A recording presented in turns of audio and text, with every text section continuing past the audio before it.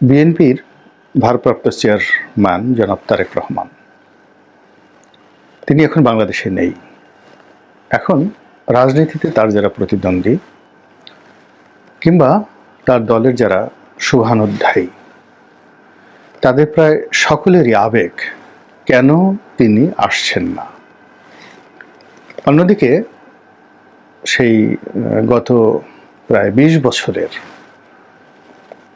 ক্ষমতাচ্যুতি অর্থাৎ ২০০৬ সনে ক্ষমতা হারানো, তারপর ১/১১ সেই বিভীষিকাময় সময় এবং তারপরে আওয়ামী লীগের জমানা টানা ১৫ বছর।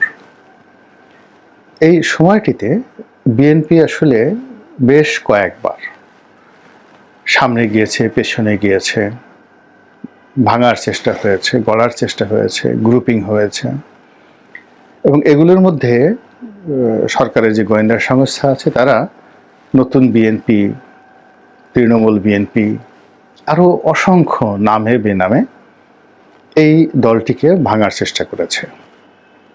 দলের যারা দুর্নীতিবাজ শ্রেণী, বিশেষ করে আর্থিক দুর্নীতিতে যারা হাত পাকিয়েছে তাদের একটা বিরাট অংশ কেউ কেউ হাওয়া ভবন সংশ্লিষ্ট ছিল, যাদের কোনো রাজনৈতিক যোগ্যতা, অভিজ্ঞতা বা দলের সাথে সংস্রব ছিল না, কিন্তু যে কোনো কারণে হোক জনাব তারেক রহমান সাহেবের সঙ্গে তাদের একটা নিদারুণ সখ্যতা ছিল।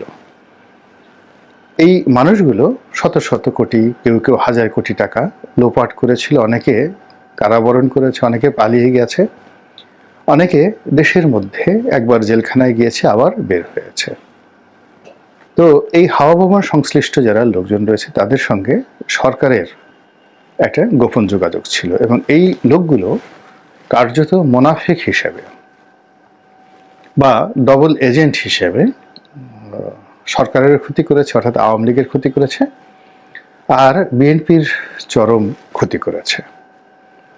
তো বিএনপির মধ্যে এই যে দুর্নীতিবাজ ধনাঢ্য শ্রেণী, তো এদের আবার বেশ কয়েকটি গ্রুপ। আগেই বলেছি যে হাওয়া ভবন কেন্দ্রিক একটা গ্রুপ ছিল যাদের রাজনীতি করার কোনো অভিজ্ঞতা ছিল না। দ্বিতীয় আরেকটা গ্রুপ ছিল যাদের রাজনীতি করার অভিজ্ঞতা ছিল কিন্তু দুর্নীতি করেছে, হাওয়া ভবন সংশ্লিষ্ট কিন্তু প্রথম সারির রাজনীতিবিদ নন। আরেকটি গ্রুপ যেটি হলো বেগম খালেদা জিয়ার খুবই ঘনিষ্ঠ এবং তাদের লড়াই এবং সংগ্রামে একটা বিরাট যাকে বলা হয় ভূমিকা ছিল বিভিন্ন সময়টিতে, কিন্তু লেখাপড়া ওইরকম না। কিন্তু তারা যখন রাষ্ট্রীয় ক্ষমতায় এসেছে তখন 10 হাতে দুর্নীতি করেছে। এই গ্রুপটিও মোরাললেস সরকারের একটা বি টিম হিসেবে বিএনপির 12টা বাজানোর চেষ্টা করেছে।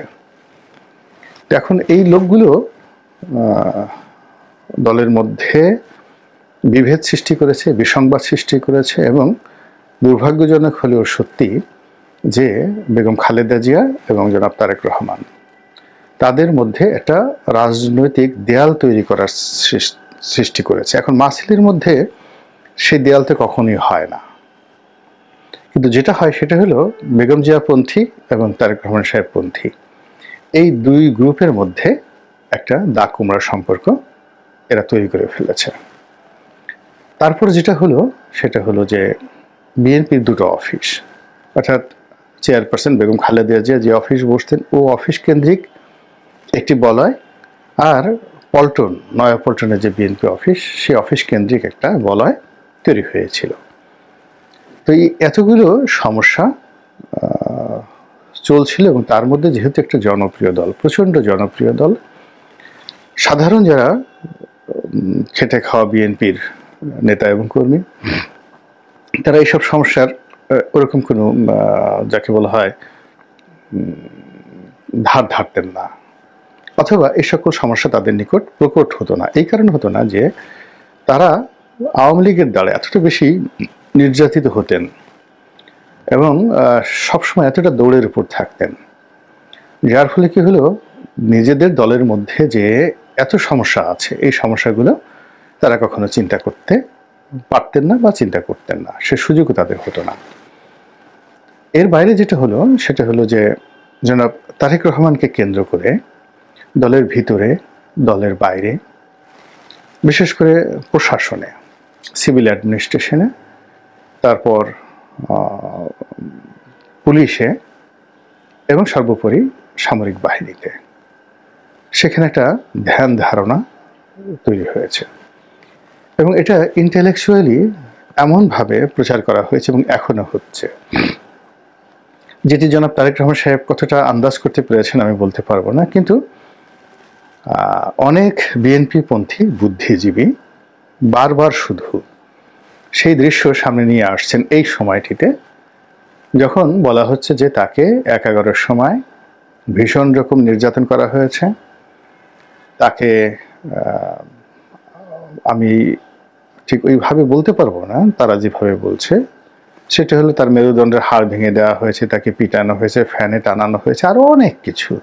এবং সেই ছবিগুলো, মানে সেই নির্যাতনের ভিডিও ফুটেজগুলো এবং তাকে হাসপাতালে আনা নেওয়ার যে দৃশ্যগুলো, এগুলো বারবার শো আপ করা হচ্ছে। এর ফলে কি হচ্ছে, বিএনপির কিন্তু কোনো উপকার হচ্ছে না, বরং মানে ক্ষতি হচ্ছে, একাধিক ক্ষতি। সেটা হলো হাওয়া ভবন কেন্দ্রিক ওই সময়টার যে দুর্নাম এবং বদনাম, ওটা সামনে চলে আসছে। 2 নম্বর হলো যে নেতা হিসেবে তারেক রহমান সাহেবের যে ক্ষমতা, তার যে দাপট এবং তার যে কমান্ডিং ভয়েস, এটাকে যখন ওই ছবিগুলোর সঙ্গে পাশাপাশি রাখা হয়, তখন তিনি সঙ্গত কারণেই দুর্বল হয়ে যান, অসহায় হয়ে যান এবং লোকজন সেই বিগত বিএনপি জমানা এবং একজন দুর্বল, অসহায়, অত্যাচারিত, মজলুম তারেক রহমান সাহেবকে দেখে। এবং এই ধরনের মানুষকে কোনো মানুষই নেতা হিসেবে প্রথম পছন্দে নেবেন হয় না। নেতা বা রাজা, তিনি হবেন সাহসী, তার হাতে চাবুক থাকবে, তার একটা ঘোড়া থাকবে, তারপর তিনি যা বলবেন তাই হবে। কিন্তু নেতা যদি নিজে মার খান, তার সেই কান্না বিজড়িত কণ্ঠ, তার অত্যাচারিত সেই যে মুখচ্ছবি, দুর্বলতা, অক্ষমতা, এই জিনিসগুলো খুব সুকৌশলে বিএনপির যারা বুদ্ধিজীবী আছেন তারা এমনভাবে সামনে নিয়ে আসছেন, ফলে ওগুলো যত সামনে আসছে তারেক রহমান সাহেবের নেতৃত্ব যে বিকাশ, সেটা পিছিয়ে চলে যাচ্ছে। এটা গেল এক। 2 নম্বর হলো যে ওই সময় তো এই নির্যাতনগুলো করেছে সামরিক বাহিনীর লোক করুক, এনএসআইয়ের লোক করুক কিংবা পুলিশের লোক করুক, তারা করেছে। এবং পুরো আমাদের আমলাতন্ত্র না একটা, যাকে বলা হয় এমন একটা চেইন, রাজনীতিবিদদের মধ্যে ঐক্য নেই, ব্যবসায়ীদের মধ্যে ঐক্য নেই, কিন্তু আমলাদের মধ্যে একটা ঐক্য আছে। আপনি যে কোনো একটা পুলিশের কনস্টেবল বা সেনাবাহিনীর, নৌবাহিনীর, বিমান বাহিনীর একজন একেবারে সিপাহী তিনি আছেন, তাকে অপমান করেন, একটা বাজে কথা বলেন, একেবারে সেনা প্রধান, নৌবাহিনীর প্রধান, বিমান বাহিনীর প্রধান, ওটা কিয়ামত পর্যন্ত বংশ পরম্পরা, অর্থাৎ একজন যাবেন আর একজন আসবেন, আর একজন যাবেন আর একজন আসবেন, ওটাকে তাদের উপর আঘাত এবং তাদের পোশাকের উপর আঘাত, অস্ত্রের উপর আঘাত হিসেবে তারা সেটা ট্রিট করে এবং ওভাবেই কিন্তু তারা কাউকে বন্ধু হিসেবে মনে করে এবং কাউকে শত্রু হিসেবে মনে করে। তো কাজেই হাওয়া ভবন কেন্দ্রিক বিএনপির যে সকল দুর্নাম এবং বদনাম ছড়িয়ে পড়েছিল সামরিক বাহিনীর মধ্যে, সেটি হলো ওই ভবনে গিয়ে অনেকে পর্যাপ্ত সম্মান পাননি। সত্য মিথ্যা পরের ব্যাপার, কিন্তু বাস্তবতা হলো যে এই জিনিসটা ব্যাপকভাবে আলোচিত হচ্ছে সিভিল অ্যাডমিনিস্ট্রেশনে, পুলিশ অ্যাডমিনিস্ট্রেশন এবং সামরিক বাহিনীতে। 2 নম্বর হলো যে অনেক অপ্রীতিকর ঘটনা ঘটেছে যেগুলো মুখে মুখে এখন ফিরছে, সেটা ফাইন্যান্সিয়াল সেক্টরে, বিহেভিয়ারের ক্ষেত্রে, ব্যবসা বাণিজ্যের ক্ষেত্রে, আরও অনেক ক্ষেত্রে সেগুলো কিন্তু মুখে মুখে এই মুহূর্তে ফিরছে। এবং সবচেয়ে বড় ব্যাপার হলো যে যাদের বিরুদ্ধে অভিযোগ, তাদের একটা বিরাট অংশ এখন আবার সেই মাঠে ঘাটে এসে নিজেদেরকে প্রতিষ্ঠিত করে ফেলেছে। এবং অবাক করার ব্যাপার হলো এদের কারোর সঙ্গেই জনাব তারেক রহমান সাহেবের এখন আর আগের মতো সম্পর্ক নেই, অনেকের সাথে ডাকুমার সম্পর্ক হয়ে গেছে। কিন্তু তারা ঠিকই মানুষের মন এবং মননে বিএনপির প্রতিনিধি হিসেবে, তারেক রহমানের প্রতিনিধি হিসেবে এখন পর্যন্ত নেতাকর্মীদের কাছে জাস্ট তারা সমাদৃত হচ্ছেন। একটা ছোট্ট উদাহরণ দিই, এক ব্যক্তি যিনি একসময় জনাব তারেক রহমান সাহেবের খুবই ঘনিষ্ঠ ছিলেন, কিন্তু আমি জানি যে এই মুহূর্তে তিনি তারেক রহমান সাহেবের ধারে কাছে যেতে পারেন না, এবং শুধু তাই নয়, অনেক সিনিয়র নেতাকে তারেক রহমান সাহেব বলে দিয়েছেন যে অমুকের সাথে যদি তোমার কোনো যোগাযোগ হয় বা কথাবার্তা হয় তাহলে আমার দরজা তোমার জন্য বন্ধ থাকবে। তাহলে বুঝুন সেই অমুক সম্পর্কে তার ধারণা কেমন। এবার বাস্তবতে আসুন, সেটা হলো সেই অমুকের কাছে সারা বাংলাদেশের বিভিন্ন লোক এখনো আসছে একটা কমিটি করার জন্য, একটা সুপারিশের জন্য, একটা কাজের জন্য, এবং সে ঠিকই খুব চতুর মানুষ, চালাক মানুষ, সেই জিনিসগুলো সে যেভাবে হোক ম্যানেজ করে সে তার যে কাঙ্ক্ষিত তার যে জিনিস ধান্দা করা, টাকা উপার্জন করা, দখলবাজি করা, সেই জিনিসগুলো সে করে যাচ্ছে। তো এইটা যেমন হাওয়া ভবনকে কেন্দ্র করে যে গ্রুপটি অ্যাবান্ডেন্ট হয়ে গেছে তারাও এই কাজ করছে।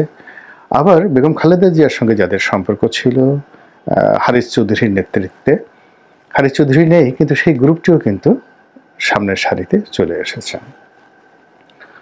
তো এই যে এই প্রবলেমগুলোর কারণে কি হলো, অনেকগুলো ডেঞ্জার জোন তৈরি হয়ে গেছে অনেক নেতাদের জন্য, জনপ্রিয় নেতাদের জন্য, বিশেষ করে তারেক রহমান সাহেবের জন্য উইদিন দ্য পার্টি। কেবলমাত্র রাষ্ট্র ক্ষমতা একেবারে পারফেক্টলি রাষ্ট্র ক্ষমতা না পাওয়া পর্যন্ত এই যে ডেঞ্জার জোন বা ডেঞ্জার হোল এগুলো বন্ধ করা সম্ভব নয়। এই জন্য হয়তো আমি ধারণা করছি যে একটা নির্বাচন, এবং নির্বাচন হলে তো এখন যদি নির্বাচন হয় এই মুহূর্তে বিএনপি 300 সিট পেয়ে যাবে। এর কারণ হলো মাঠে ঘাটে পথে সবকিছুই তাদের দখলে, এবং এখানে ভোট করার মতো না 2024-এর মতোই একটা অবস্থা হয়ে যাবে। কেন হবে? ধরুন একটা নির্বাচনী এলাকা, একটা সাধারণ ভোট করতে 1 কোটি, 2 কোটি, 5 কোটি, কোনো এলাকাতে 10 কোটি টাকাও লাগবে। এমনও সিট আছে 50 কোটি টাকা খরচ করেও এমপি হয় অনেকে।